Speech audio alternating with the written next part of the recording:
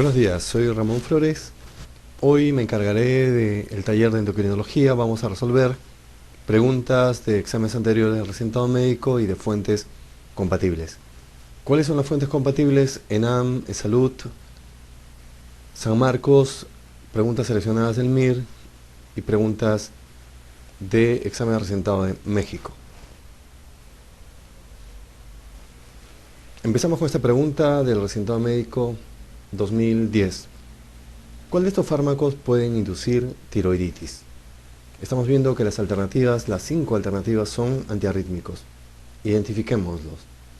Fenitoína es de clase 1B, al igual que la lidocaína, también es clase 1B. Quinidina, clase 1A. Amibarona, clase 3, y metoprolol es un beta bloqueador que es clase 2. Vamos en primer término a identificar a los fármacos que no tienen nada que ver con la posibilidad de una tiroiditis. Y tenemos que son quinidina, lidocaína y metoprolol. Metoprolol es un beta bloqueador, ustedes saben que es cardioselectivo. Lidocaína se usa en la unidad de cuidados coronarios para barrer extrasístoles en pacientes con infarto agudo de miocardio. Nos quedan dos posibilidades, fenitoína y amibarona. Fenitoína va a incrementar el metabolismo de las hormonas tiroideas. Un paciente, por ejemplo, con hipotiroidismo, va a incrementar su requerimiento de hormona tiroidea, es decir, de levotiroxina. Pero fenitoína no va a llevar a tiroiditis, no va a llevar a hipertiroidismo. La respuesta es amiodarona.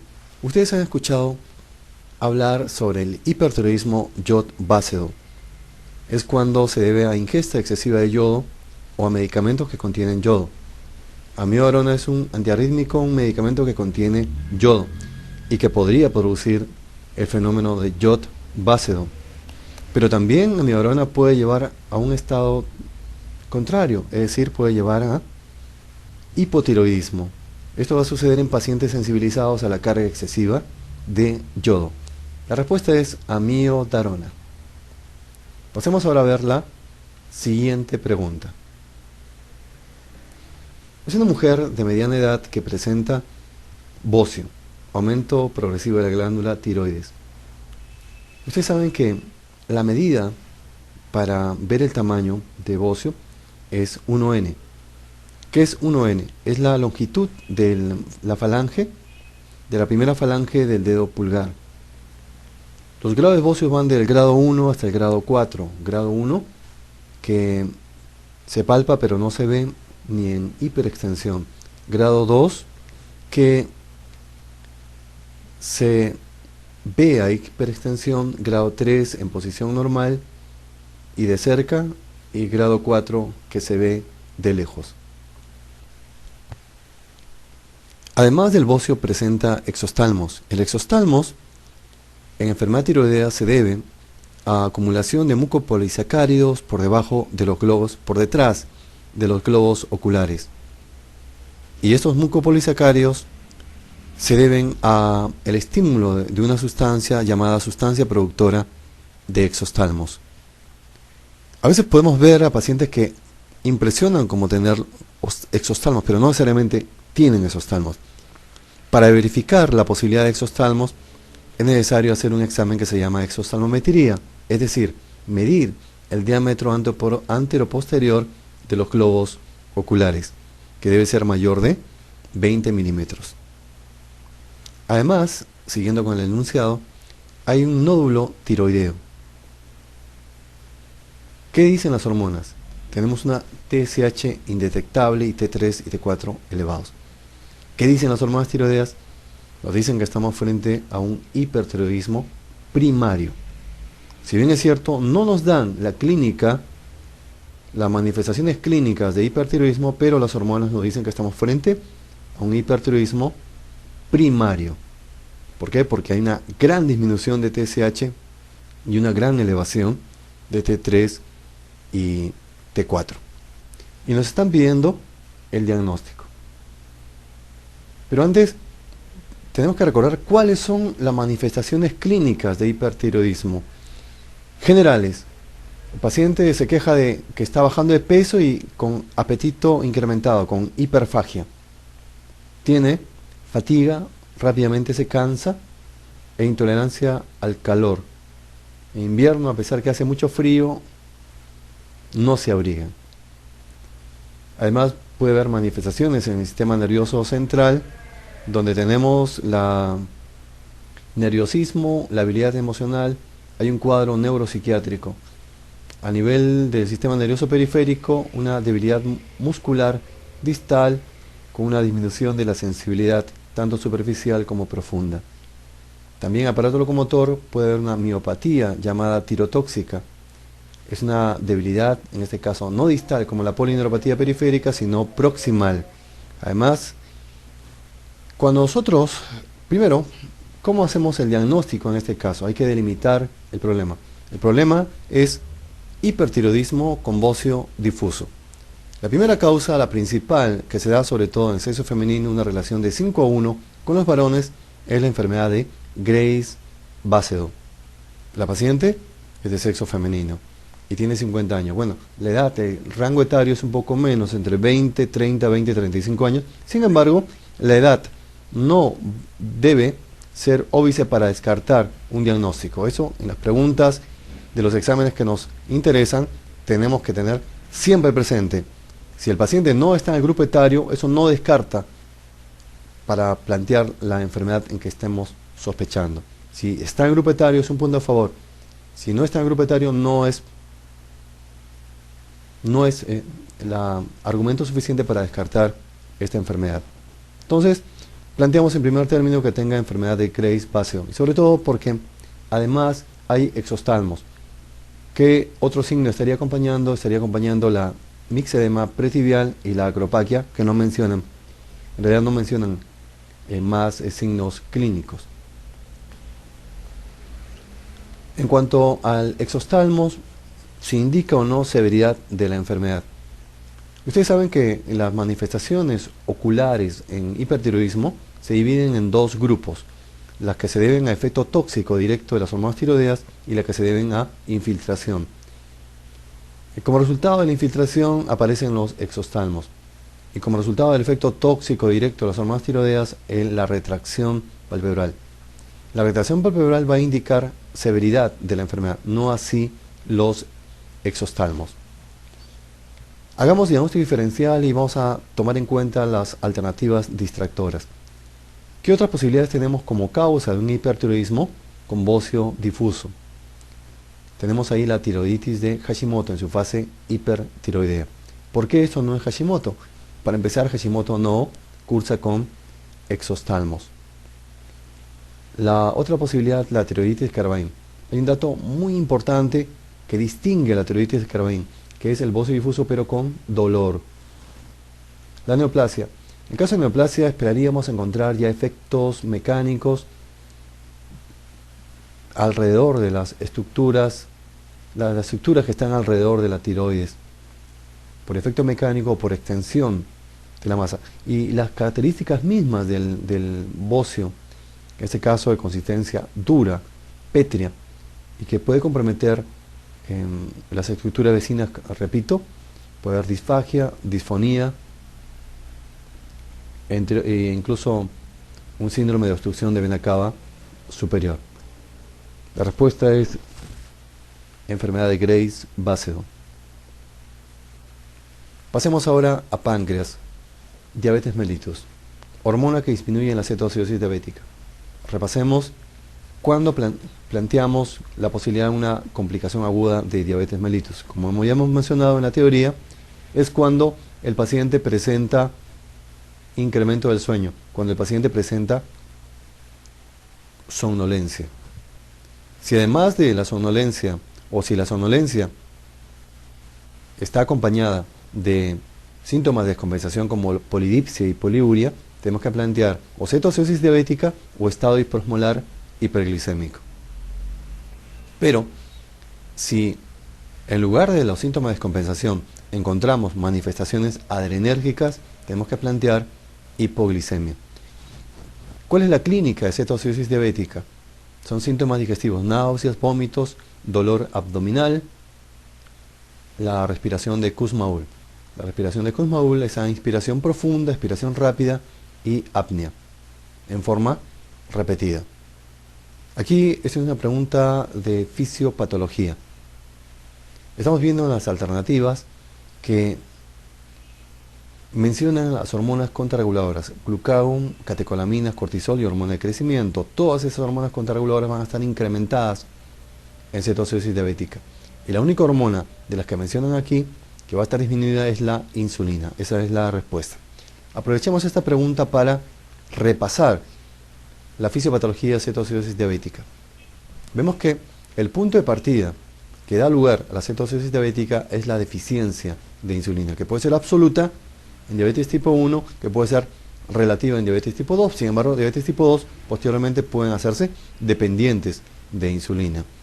Además de esta deficiencia de insulina, contribuye a la cetoacidosis el incremento de las hormonas contrarreguladoras. Hay tres mecanismos que llevan a la cetoacidosis diabética. Una disminución del ingreso de la glucosa al tejido, el incremento de la proteólisis y el aumento de la lipólisis. Las hormonas contrarreguladoras van a actuar en determinados mecanismos, no en todos. Por ejemplo, el cortisol contribuye mucho a la proteólisis, mientras que las catecolaminas están contribuyendo a la lipólisis.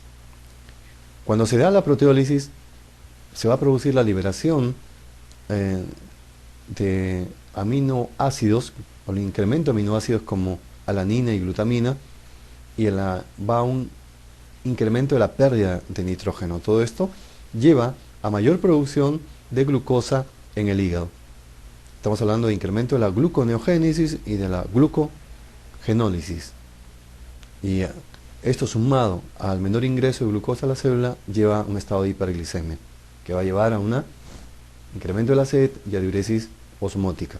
Por otro lado, el incremento de la lipólisis va a producir el aumento de los ácidos grasos libres y del glicerol. Este incremento de los ácidos grasos libres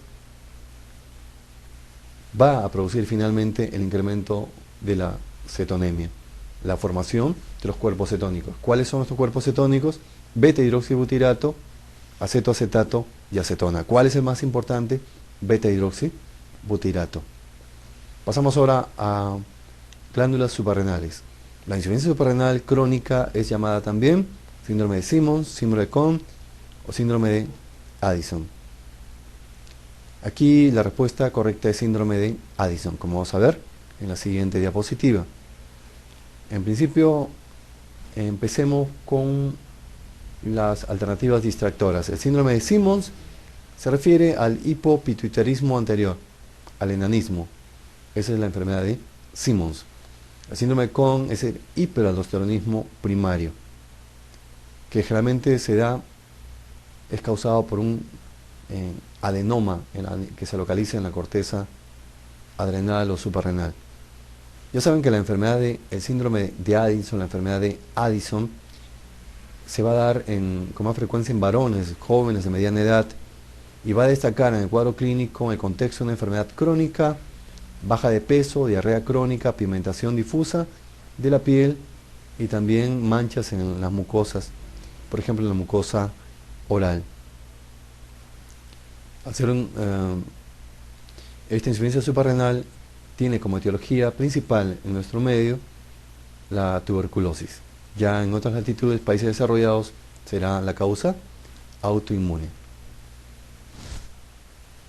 En el diagnóstico de hipotiroidismo, ¿qué exámenes laboratorios se solicitan? Primero, tenemos que recordar cómo se hace el diagnóstico clínico de hipotiroidismo. También es una enfermedad que va a producir un efecto multisistémico, un compromiso multisistémico. Tenemos un cuadro general donde destaca el incremento de peso, a pesar que el paciente come básicamente lo mismo.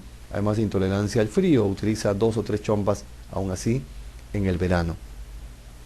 A esto hay que sumar los síntomas en el sistema nervioso central.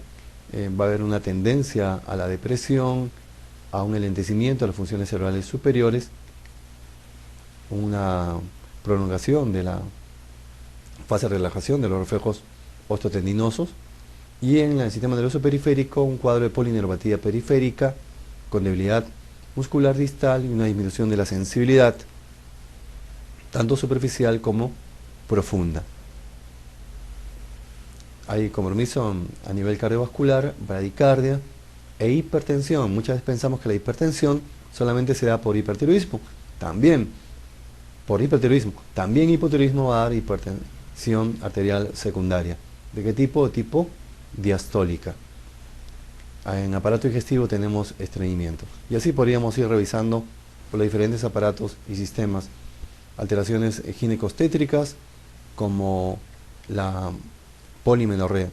Son la frecuencia de los ciclos menstruales ciclos más cortos y más frecuentes. Aquí nos están preguntando en el diagnóstico de hipotiroidismo qué exámenes de laboratorio solicita. Si tengo un paciente con la sintomatología anteriormente mencionada y estoy sospechando en hipotiroidismo, ¿qué tengo que pedir? Tengo que pedir TSH y T4 libre. ¿Cómo espero encontrarlas?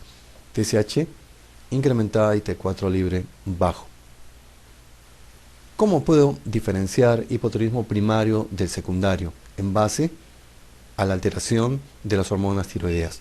El primario, que voy a encontrar TSH muy alta y T3 y T4 libre muy bajos. Ese es primario. Secundario, podría decir, bueno, si hay menor producción de TSH, de la hormona que va a estimular la tiroides, voy a esperar encontrar TSH disminuido, al igual que las hormonas tiroideas disminuidas. Pero la medicina no es así de simple. Puede encontrar TSH normal e incluso TSH levemente aumentado. Entonces, pongámonos en esa situación.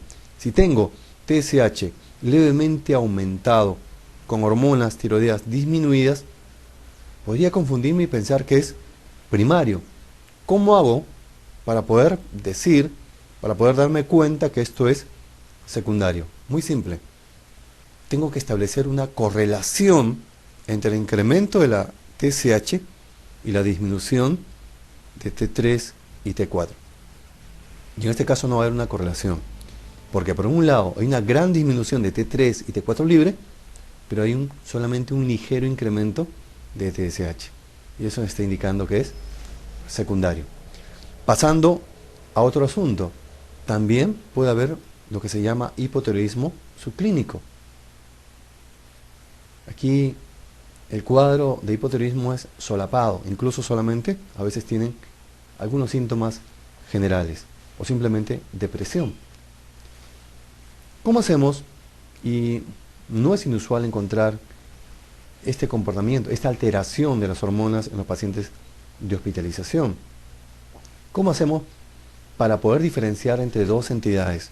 Cuando yo tengo un incremento leve de la hormona TSH, o está normal, una disminución leve de T3 y T4 libre normal, planteo dos posibilidades. O es hipotiroidismo subclínico o es el síndrome del enfermo eutiroideo.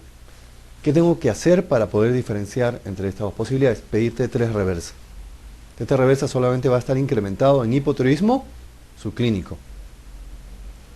O si no, va a ser el test de estimulación con TRH. Va a haber un mayor incremento de TSH solamente en hipotiroidismo subclínico. La respuesta a esta pregunta es TSH y T4 libre.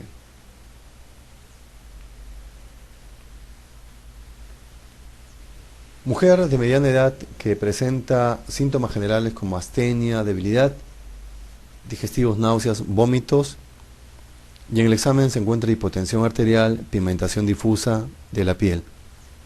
Y en el examen de laboratorio se encuentra hiponatremia. Vamos a ver de dónde, qué problema vamos a escoger para hacer la orientación diagnóstica. Propongo escoger hiponatremia. Cuando yo hago el diagnóstico de hiponatremia, tengo que ver si hay un correlato clínico. ¿Cuál es el órgano blanco de la depresión, de la disminución del sodio? Es el sistema nervioso central.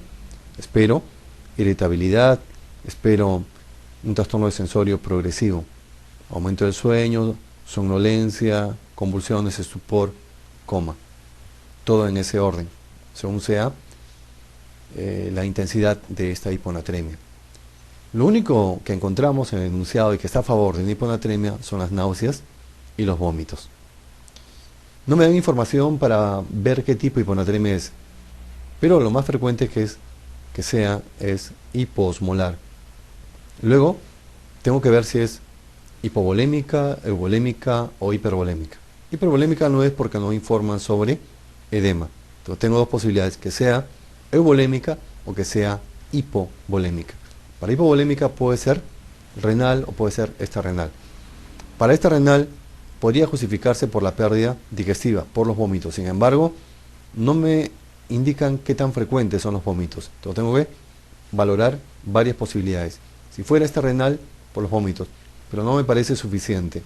Si fuera renal, descarto diuréticos, descarto acidosis tubular renal y me quedo con deficiencia de mineralocorticoides. Me pregunto en esa parte del camino, ¿tiene algo en el cuadro clínico para deficiencia de mineralocorticoides, es decir, para insuficiencia suprarrenal primaria, es decir, para enfermedad de Addison? Y la respuesta es sí. ¿Qué es lo que tiene?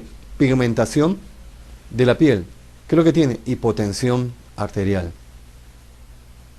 Entonces está acorde mi propuesta, mi orientación diagnóstica, que es la siguiente. Estoy frente a una hiponatremia hiposmolar, hipovolémica, de causa renal, por deficiencia de mineralocorticoides, por insuficiencia suprarrenal primaria, por enfermedad de Addison. Pero también hay que tener en cuenta que cuando hay insuficiencia suprarrenal, también puede haber deficiencia de glucocorticoides, y esta deficiencia de glucocorticoides va a llevar a una hiponatremia euvolémica. Entonces, en base a este análisis, planteo la posibilidad de enfermedad de Addison. Quiero ocuparme ahora de las alternativas distractoras. Han elegido, por lo que veo, dos alternativas que explican la pigmentación difusa: la insuficiencia renal crónica por la formación de urocromos y la cirrosis hepática, que también cursa con pigmentación difusa. Sin embargo, un cuadro de insuficiencia renal crónica se reconoce porque hay edema, porque hay oliguria y porque hay anemia, y todo eso acompañado de síntomas urémicos, y esto no va con el cuadro clínico. Cirrosis hepática, menos. Habría ictericia, habría estigmas de daño hepático crónico que no asoma por ningún lado de este enunciado. Hipotiroidismo no va acorde al enunciado. Insuficiencia cardíaca no tiene nada que ver. La respuesta es enfermedad de Addison. Varón obeso de 57 años. Es una pregunta muy interesante porque puede generar controversia. Tiene síntomas de hiperglicemia, tiene polidipsia, tiene poliuria en primera consulta. Aquí lo que queremos hacer es el despistaje de diabetes mellitus. Acá nos están preguntando cuál es la mejor prueba para hacer el diagnóstico de diabetes mellitus. Un paciente que tiene clínica, tiene polidipsia, poliuria, tiene clínica de diabetes mellitus. Aquí la respuesta, si tiene clínica de diabetes mellitus, tenemos varias posibilidades: osmolaridad urinaria, glicemia en ayunas, hemoglobina glicosilada, test de tolerancia a la glucosa, glicemia al azar. Ahora, están hablando de consulta. Es un paciente que, si bien es cierto, tiene polidipsia, poliuria, pero está clínicamente estable. No es un paciente para emergencia. Es un paciente que debe ser atendido en consulta externa. Bueno, lo que se hace es pedirle una glicemia en ayunas para hacer el despistaje, para hacer el diagnóstico de diabetes mellitus. Si estuviera descompensado, realmente descompensado, ese paciente tendría que pasar a la emergencia y hacerle una glicemia al azar, que si fuera mayor de 200 miligramos por decilitro, más esos síntomas de hiperglicemia, estaría haciendo el diagnóstico. Pero al parecer no es este el caso. Cuando nosotros queremos hacer el diagnóstico de diabetes mellitus, un paciente obeso, se postula actualmente que no es suficiente, perdón, la glicemia en ayunas no es suficiente. Lo que tenemos que dosar es una glicemia postprandial. Esto debe quedar claro. Actualmente se está estableciendo que la glicemia postprandial tiene mayor sensibilidad para el diagnóstico de diabetes mellitus en obesos. Respecto a los otros exámenes, test de tolerancia a la glucosa, Se espera que a las 2 horas un valor mayor, igual a 200 miligramos por decilitro, se debe realizar en pacientes que tienen historia familiar o personal de diabetes mellitus o que tengan una glicemia en terreno de nadie. Es decir, que no está en rango de diabetes, pero tampoco es normal. Una glicemia mayor de 110, pero menor de 126 miligramos por decilitro. La respuesta es glicemia en ayunas. Aquí tenemos un varón joven que presenta poliuria, una poliuria marcada. ¿Cuáles son las causas de poliuria que podríamos considerar?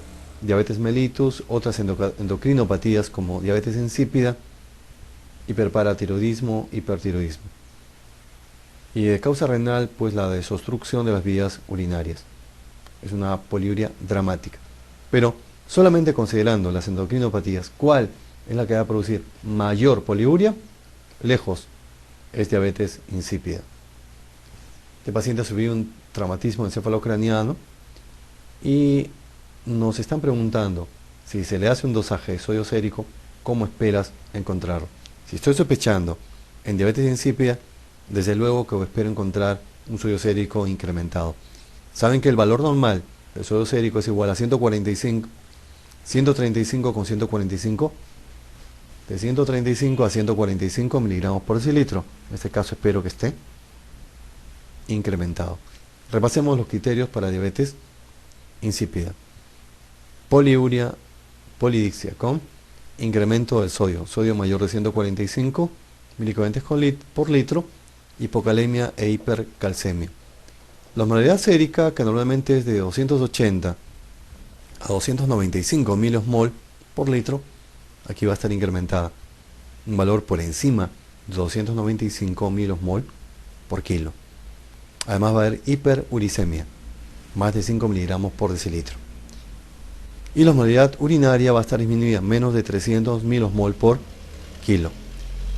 Si hacemos la prueba con ADH, si es una diabetes insípida de tipo neurogénica, se espera un incremento de la osmolaridad urinaria mayor al 50%. Si es nefrogénica, este incremento de la osmolaridad urinaria será menos del 9% y persistirá la poliuria hipotónica. El índice más apropiado para el control metabólico de diabetes mellitus es: yo quiero evaluar el estado metabólico de un paciente diabético, ¿qué tengo que pedir en mi plan de trabajo? Glicemia en ayunas, glicemia postprandial o nocturna, hemoglobina glicosilada, microalbuminuria, lípidos, LDH, triglicéridos, monitorear la presión arterial y el índice de masa corporal. Pero de todo esto que he mencionado, ¿cuál sería el más importante en todo caso? Es la hemoglobina glicosilada. Tienen ahí que si encuentro en la hemoglobina glicosilada menor de 7%, ya es un valor aceptable.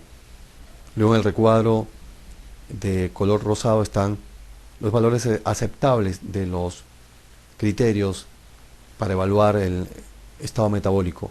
Una glicemia de ayunas menor de 126 miligramos por decilitro, una glicemia nocturna o postprandial menor de 180, el LDL menor de 100 miligramos por decilitro.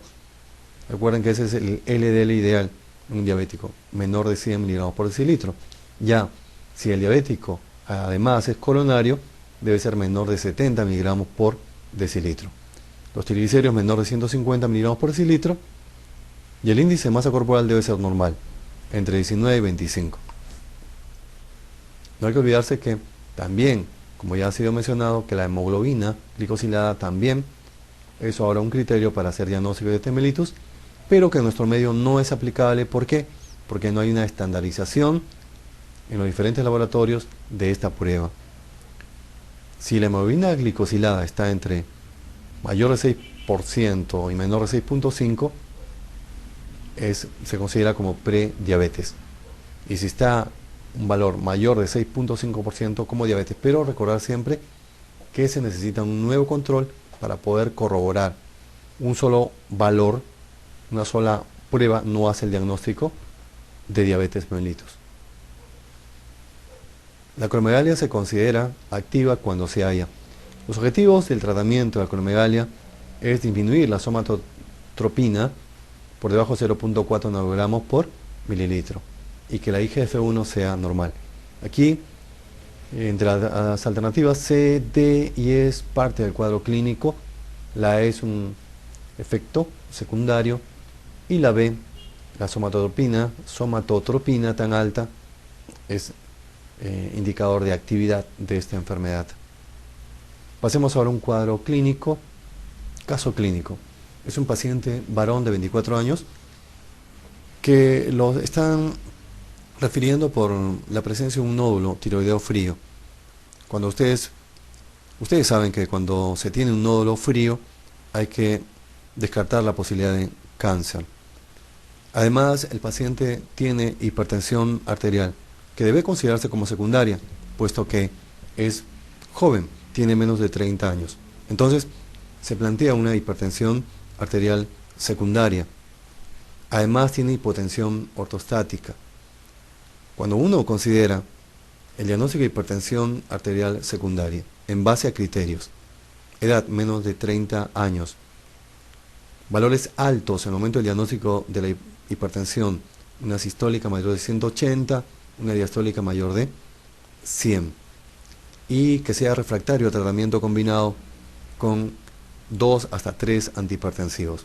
Ahí planteo hipertensión arterial secundaria, que mayormente es de causa renal, en un 80% de casos, y un 20% es extrarrenal, considerando que solo el 5% de casos van a ser de etiología extrarrenal, secundaria, de causa secundaria, 4% renal y 1% extrarrenal. Aquí planteamos la posibilidad de un feocromocitoma. ¿Por qué? Porque esta hipertensión arterial se acompaña de hipotensión ortostática. Además, menciona que hay intolerancia a los hidratos de carbono. Aquí la posibilidad es un feocromocitoma. Feocromocitoma que debe ser documentado. Pero lo que han querido documentar es en base al nódulo tiroideo. Han pedido calcitonina plasmática, seguramente sospechando un CA medular de tiroides y está elevado. O sea, el diagnóstico es probable. Nos está preguntando cuál sería el siguiente procedimiento lógico a llevar a cabo. Y la respuesta es definitivamente la D. Porque si sospecho un CA medular de tiroides y estoy sospechando la asociación de un feocromocitoma, ¿de qué estamos hablando? Estamos hablando de un neoplasia endocrina múltiple tipo 2. Las otras alternativas o están a destiempo, son muy precoces o no corresponden. Analicemos la respuesta. ¿Cuándo planteo yo que se trata de una neoplasia endocrina múltiple tipo 2? Aquí le doy una mnemotecnia: men, eres feo hasta la médula. Y vamos a utilizar al buen Cachay, que es considerado hoy por hoy el personaje más feo de la farándula. Entonces es men, eres feo hasta la médula. Men es neoplasia endocrina múltiple, feocromocitoma y médula CA medular de tiroides. Estas son las dos enfermedades que tienen el men, la neoplasia endocrina múltiple tipo 2. Por un lado CA medular de tiroides y por otro lado feocromocitoma bilateral. Si esto lo asociamos hiperparatiroidismo, estamos hablando de un 2A. ¿Cómo recordar esto? Porque hiperparatiroidismo es una palabra que tiene dos letras A, entonces 2A. Y para considerar 2B, además de rasgos marfanoides, se espera encontrar neuromas mucosos y ganglioneuromatosis intestinal. Ampliemos. Vean la imagen ahí en la mucosa oral de estos nódulos mucosos conocidos como neuromas, y además la ganglioneuromatosis intestinal. ¿Qué viene a hacer esto? La hiperplasia del plexo mesentérico, mientérico y de fibras nerviosas entéricas.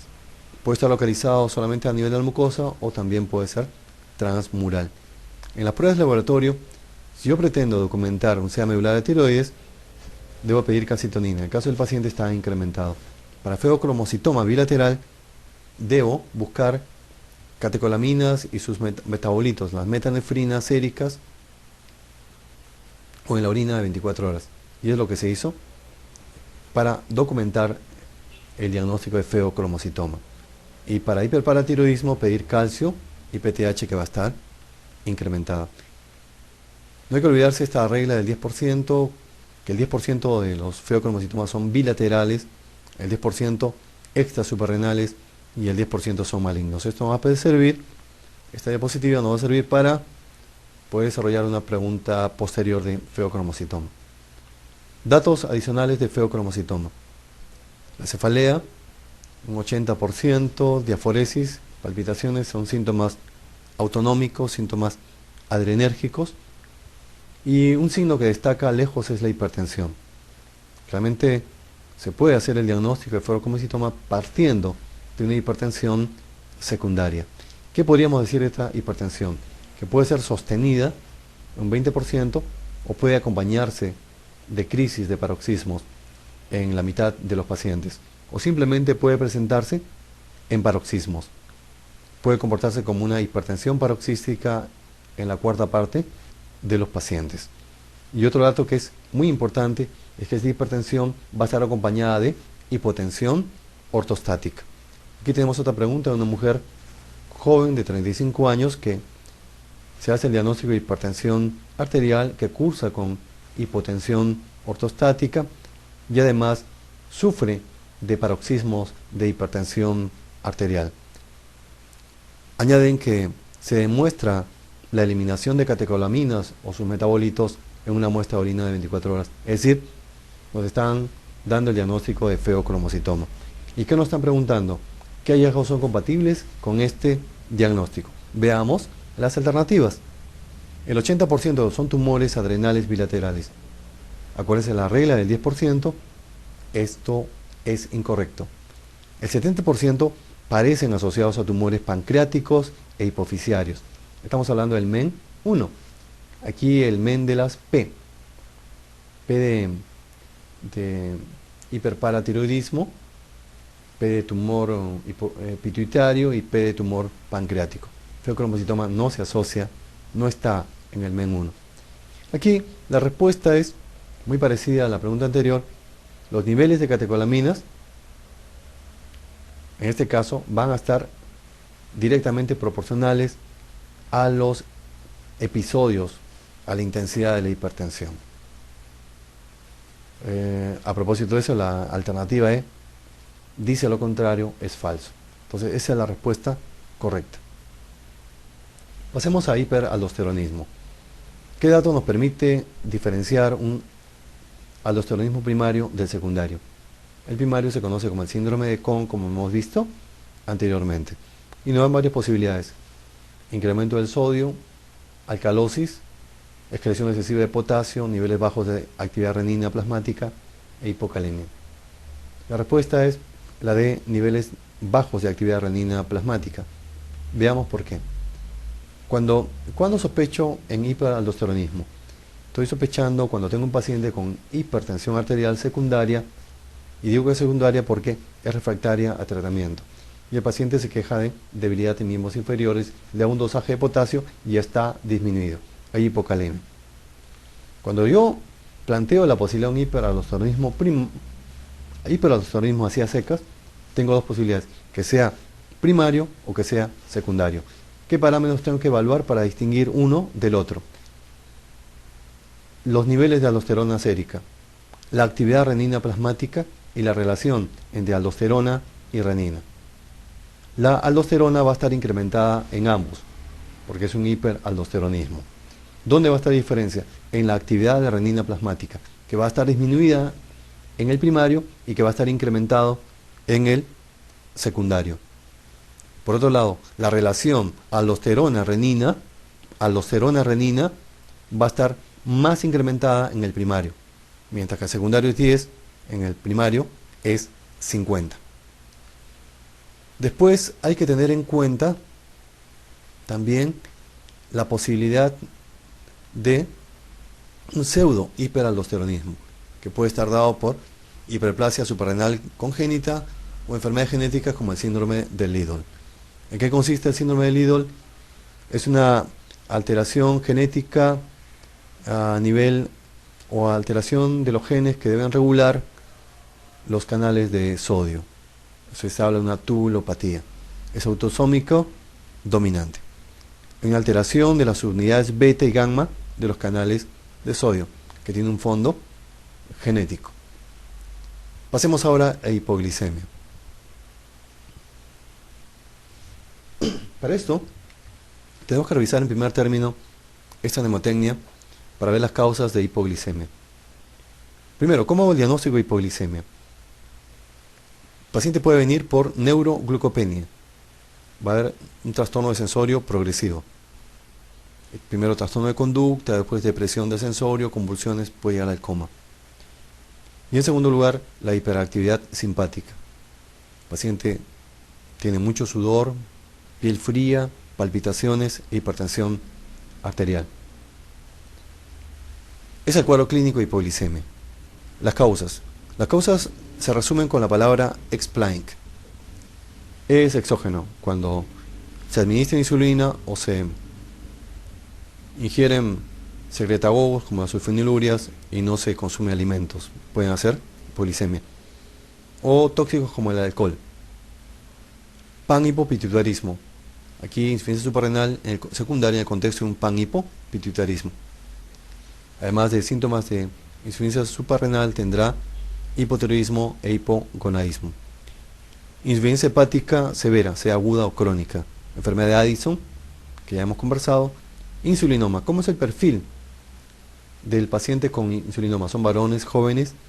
Cuando planteamos que esta hipoglicemia puede ser por un insulinoma, cuando es una hipoglicemia severa, realmente severa, y que no responde a la administración de grandes concentraciones de glucosa. Ahí hay que sospechar el insulinoma. Y luego las neoplasias extrapancreáticas. Regresemos a la pregunta. Ante un paciente no diabético, con hipoglicemia en ayuno demostrada, que tiene un cociente de insulina plasmática glucosa de 1.2. Aquí, ¿de qué nos están hablando? Están hablando de un hiperinsulinismo. Esta relación, cuando es 0.3 a 0.5, es sospechosa. Pero cuando es mayor de 0.5 y acá tiene 1.2, ni hablar, hiperinsulinismo. Y hay un gran aumento de la reserva de insulina, que es el péptido C. Aquí esto está en relación a un tumor que está produciendo insulina. Es decir, estamos hablando de un insulinoma.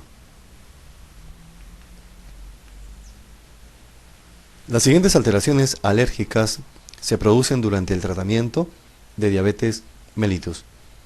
Y vemos que aquí todas son verdaderas. Sobre todo ya hace por lo menos un par de décadas, cuando se utilizaban sulfonilurias que tenían mayores efectos adversos, como la clorpropamida, por ejemplo, tolbutamida, erupciones cutáneas, el flashing, o antes que apareciera la insulina recombinante, la lipodistrofia, había una mala distribución de la grasa, había una disminución de la grasa pero en forma focal. La respuesta en este caso son todas verdaderas. Pasemos ahora a otro tipo de pregunta. Un paciente que acude por emergencia y se encuentran los siguientes resultados en sus exámenes auxiliares. Una glicemia de 450 miligramos por decilitro y un pH de 7.02. Ni hablar, con esos valores podemos plantear que el paciente tiene acidosis diabética y severa. Y aplicamos los criterios. Una glicemia mayor de 250 pero menor de 600 miligramos por decilitro. Primer criterio. Segundo, pH menor de 7.3. Tiene 7.02. Segundo criterio. Tercer criterio, bicarbonato menor de 18. Tiene 12 milicavalentes por litro. Tres criterios. Y 4, la presencia de cuerpos cetónicos en orina o en sangre, que también tiene 4 criterios para cetoacidosis diabética. ¿Qué nos están preguntando? Una de las siguientes explicaría mejor la persistencia de este cuadro a pesar de un tratamiento correcto. Veamos cuáles son los criterios de cetoacidosis. ¿Cuál de esas alternativas explica la no respuesta al tratamiento? Ya saben que el tratamiento consta de varios pilares: la rehidratación, insulinoterapia, administración de bicarbonato, manejo hidroelectrolítico. El edema cerebral puede ser una complicación de cetoacidosis diabética. Es el edema de tipo citotóxico y en ese caso es necesario indicar mannitol. La hipercalemia no es la complicación que se espera, más bien es una hipocalemia por la diuresis osmótica. Sin embargo, es frecuente ver que el primer dosaje de potasio sérico esté normal, pero no es un valor real. Lo que pasa es que la acidemia saca potasio de la célula y eso disfraza el resultado, cuando el resultado, en realidad, el potasio corporal total está disminuido. Es por eso que el valor del potasio sérico debe ser corregido en función a la disminución del pH. Síndrome de distrés respiratorio del adulto y infarto de miocardio son factores desencadenantes de la cetoacidosis diabética. Es por eso que la respuesta es resistencia a la insulina. ¿Cuándo se considera resistencia a la insulina? Cuando, a pesar que se está dando ya una dosis tope mayor a 1.5 unidades internacionales por kilo, no se consiguen los objetivos en cuanto a la disminución de la glicemia. También se encuentran en algunos libros que la dosis puede ser a una dosis mayor de 200 unidades, no se consigue los objetivos de regular la glicemia. La resistencia a la insulina, como dice en el recuadro, es un fenotipo complejo en el que contribuyen no solamente factores, estilo de vida, etcétera, sino también de tipo genético. Aquí hay otra pregunta de una paciente que presenta bocio. Están algunos datos ahí teóricos y luego los valores de laboratorio. Vemos una TSH bastante alta y una T4 libre disminuida. Entonces estamos hablando de un hipotiroidismo. Hipotiroidismo con bocio, que probablemente se deba, una causa frecuente es la enfermedad de Hashimoto. Para hipotiroidismo secundario esperamos encontrar una TSH disminuida, normal o levemente aumentada, pero aquí la TSH está bastante aumentada. La paratiroiditis de Kervain, la tiroiditis de Kervain está en un contexto de hipertiroidismo, es un bocio doloroso. Carcinoma papilar de tiroides, ya mencionamos que para empezar la consistencia del bocio, un bocio de consistencia pétrea, y los efectos de masa o de infiltración a estructuras vecinas deberían llamarnos la atención para plantear esta posibilidad diagnóstica. Bueno, hemos terminado este taller de endocrinología.